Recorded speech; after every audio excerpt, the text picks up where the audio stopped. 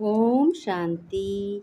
आइए सुनते हैं 2025 की प्यारे प्यारे मीठे मीठे शिव बाबा की ज्ञान मुरली और ईश्वरीय महावाक्य।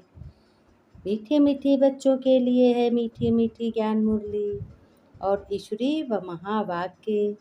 परमपिता परमात्मा स्वयं भगवान शिव बाबा निराकार अपने मीठे बच्चों से, प्यारे बच्चों से क्या कह रहे हैं और ध्यान से सुनो। कह रहे हैं अपने बच्चों को श्रीमत देते हैं और उनके सभी कार्यों को सफल करते हैं और रास्ता भी बताते हैं कि कहीं भी तुम परेशान हो या दुख हो, तकलीफ हो, कुछ भी हो तो तुम इस तरीके से श्रीमत पे हमारी चलो और चलने से तुम्हें बहुत सुख बच्चों प्राप्त होगा।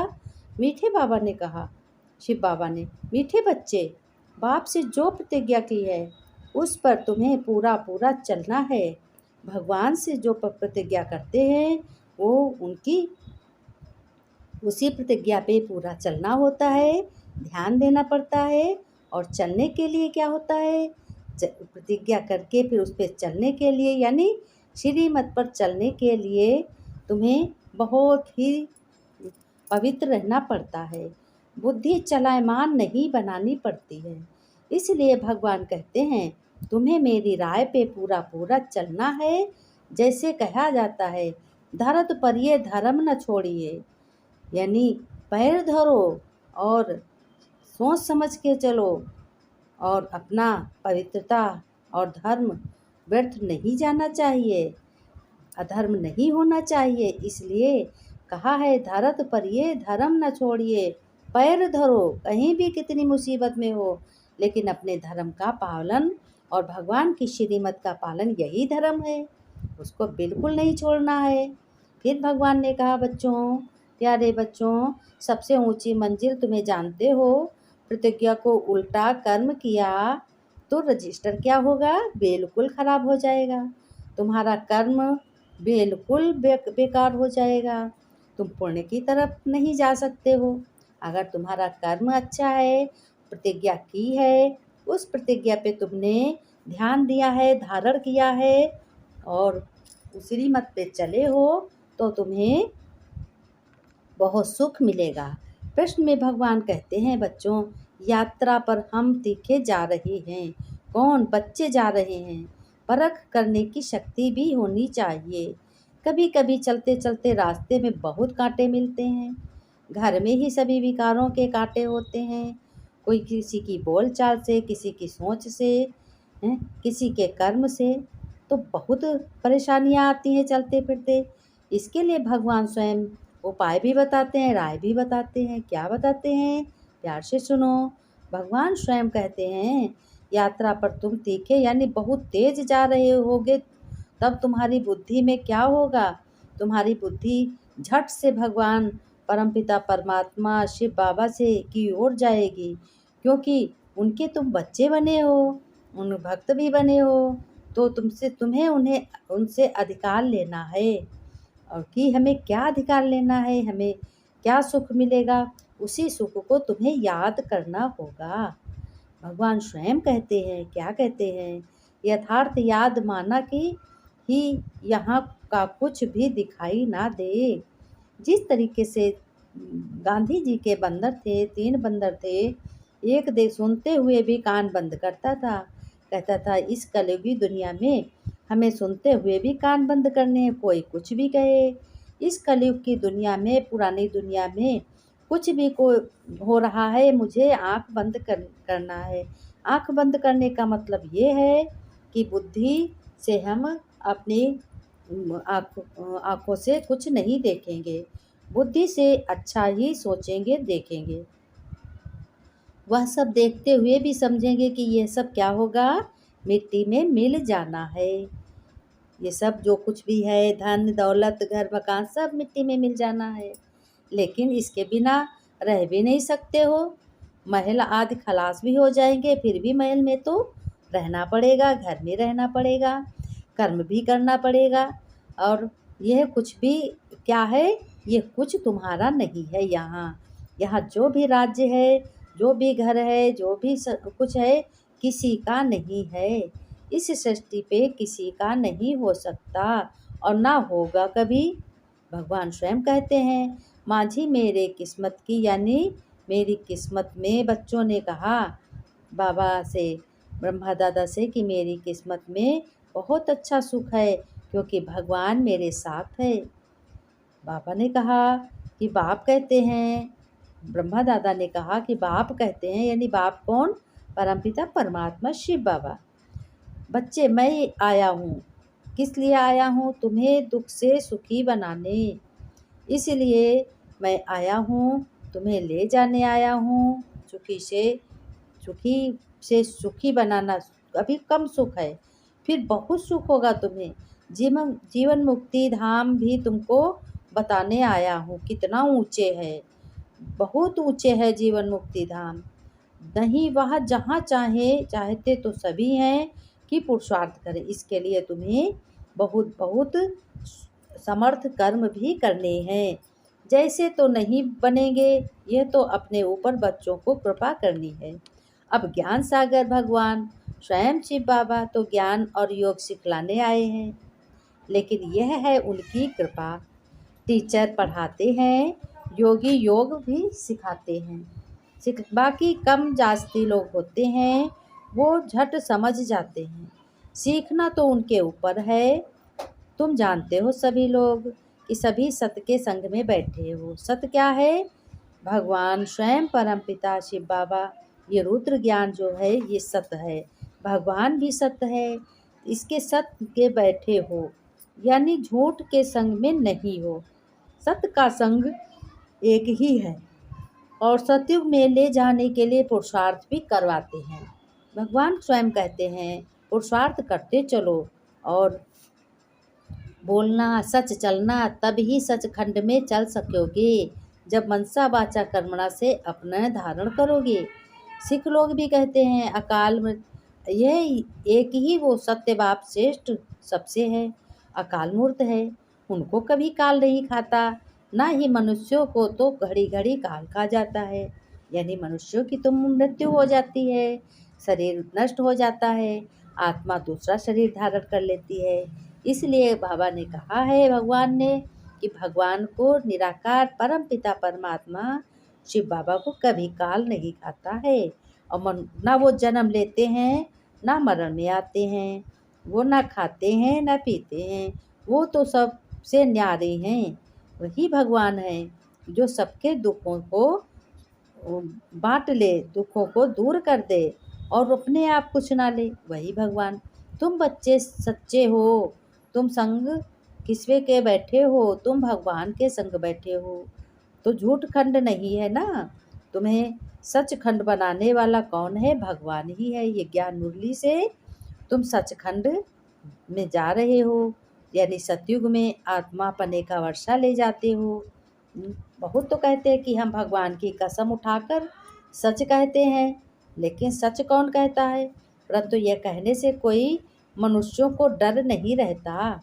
इससे तो कहें कि हम अपने बच्चों की कसम उठाते हैं तो हिचकेंगे, दुख होगा, क्योंकि समझते हैं कि ईश्वर हमको बच्चे देते हैं, तो ईश्वर के नाम पर हम बच्चों का कसम उठाते हैं। क्यों उठाएं? नहीं उठानी चाहिए। मन में आता है, डर भी लगता है। कोई कहता है कसम उठाओ, तो डर भी लगता है कि कहीं मर न जाए, इसलिए हिचकिचाएंगे। स्त्री पति का कसम कभी नहीं उठाएगी, पुरुष स्त्री का कसम जल्दी उठा लेंगे, स्त्री नहीं उठाएगी। समझेंगे कि एक स्त्री गई तो दूसरी ले लेके ब्याह कर लेंगे, लेकिन मनुष्य मात्र जो भी कसम उठाते हैं ये सब झूठ है। कसम की तो कोई बात ही नहीं। फादर पने का नशा नहीं चढ़ता। तुम बच्चे अगर सिर्फ रुद्र कहेंगे, ये रुद्र ज्ञान यज्ञ है, ये दुखों से किनारा कराने वाला है। नारायण पहले स्वर्ग के मालिक थे ना, रचयिता से वर्षा मिला है। रचयिता कौन है? परमपिता परमात्मा स्वयं शिव बाबा, स्वर्ग का रचयिता मिलता है। परमपिता परमात्मा जो ही समझाते हैं। क्या समझाते हैं? कहते हैं मंदिर बनाने वाले ये नहीं जानते हैं। तुम बच्चे समझाएंगे तो उन्हों को परमपिता परमात्मा से वर्षा मिला है, जरूर कलयुग के अंत में ही मिला होगा। गीता में राजयोग की बात है, तो जरूर संगम पर ही राजयोग सिखाने भगवान परमपिता परमात्मा आएंगे और श्री कृष्ण रचना से श्री कृष्ण से भी सीखेंगे। रचयिता तो एक ही बाप है, भगवान स्वयं निराकार। बहुत विशाल बुद्धि चाहिए, वह अच्छी रीति समझते भी हैं और धारण भी करते हैं। बाबा ने कहा, इन सबको रचने के वाला कौन है? भल कॉमन बात है, सबको रचने वाला। छोटी बच्चियां अगर होशियार हो जाएं तो कहेंगे बलिहारी एक बाप की, भगवान की। कहा, बच्ची कहेगी कि मैं जानती हूँ तब तो सुनाती हूँ। बेहद का बाप यानी भगवान अब क्या सिखा रहा है? राजयोग। राजयोग किसको कहा जाता है? जब हम कर्म करते हुए अपने भगवान को याद करते हैं, उनकी याद में हम कर्म करते हैं, तो अपने को आत्मा समझते हैं, कोई देहधारी को गुरु नहीं करते हैं और अपनी मति बुद्धिमति दिव्य दृष्टि से, दिव्य ज्ञान से हम कर्म करते हैं, उसको राजयोग कहते हैं। देहधारी को गुरु मत समझो, एक सतगुरु तारे बाकी सब डुबोने वाले। अब सतगुरु कौन है, ये भी प्रश्न उठता होगा सबके मन में। सतगुरु वही है, कहते भी हैं सत्यम शिवम सुंदरम, शिव ही सत्य है ना, और सुंदर भी है। एक सतगुरु तारे, टिकलू टिकलू करे तो नाम क्या होगा? टिकलू टिकलू करने से नाम बाला हो जाएगा, यानी कहे ज्ञान सुनाने से भगवान का नाम रोशन हो जाएगा। ज्ञान बाण मारे, यह दिखाया है तुम्हें ज्ञान होना चाहिए। नहीं समझ जाएंगे तो अपने धर्म के होंगे, वह जल्दी समझ जाएंगे।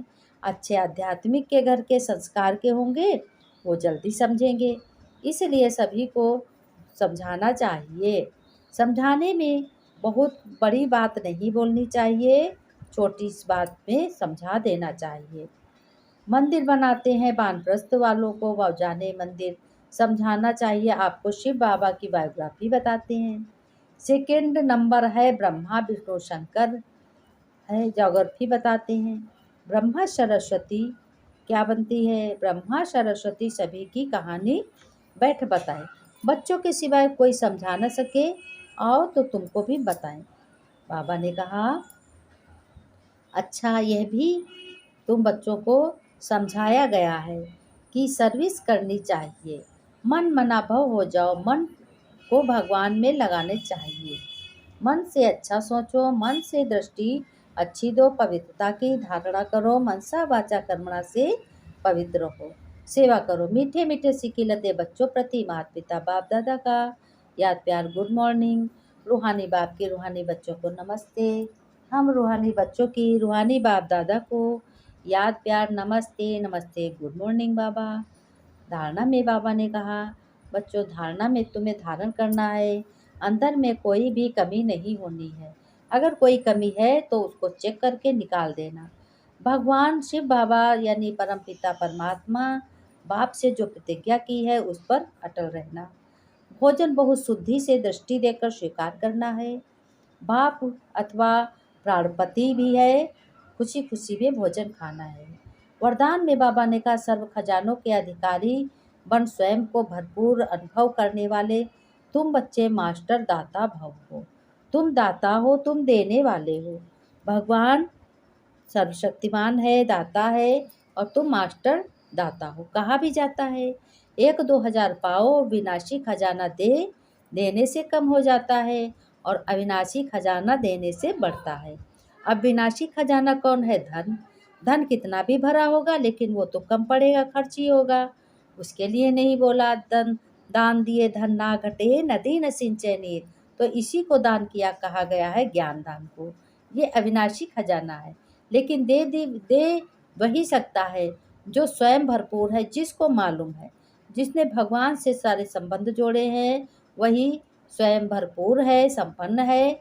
तो उसे नशा भी रहता है कि खजाना मेरा खजाना है। जिनकी यह याद सच्ची है, उन्हें भगवान से सर्व प्राप्तियाँ स्वतः होती हैं। मांगने व फरियाद करने की दरकार नहीं होती है। स्लोगन में बाबा ने कहा, अपनी स्थिति अचल अटोल बनाओ, तब अंतिम विनाश की छीन देख सकेंगे। अब अंतिम विनाश विनाश देखो कितना बड़ा हो रहा। अभी देखो एरोप्लेन का विनाश हुआ, फिर बैद्यनाथ में देखो क्या बस टक्कर लग गई अलकापुरी अलकनंदा नदी में, कैसे गिर के चली गई, कितने चले गए, बाकी थोड़े बचे। ऐसे ही विनाश होगा। लेकिन तुम बच्चों को सब मालूम है, इसलिए भगवान कहते हैं तुम बच्चों को सब मालूम है, तुम्हें बहुत ही अलर्ट रहना है और भीड़ में ज़्यादातर नहीं जाना है। इस भगवान ने कहा तुम्हें प्यारे हो न्यारे हो, श्रीमत पर चलना है, किसी को दुख नहीं देना, घर गृहस्थ में रहते हुए खुश रहो, मुस्कुराते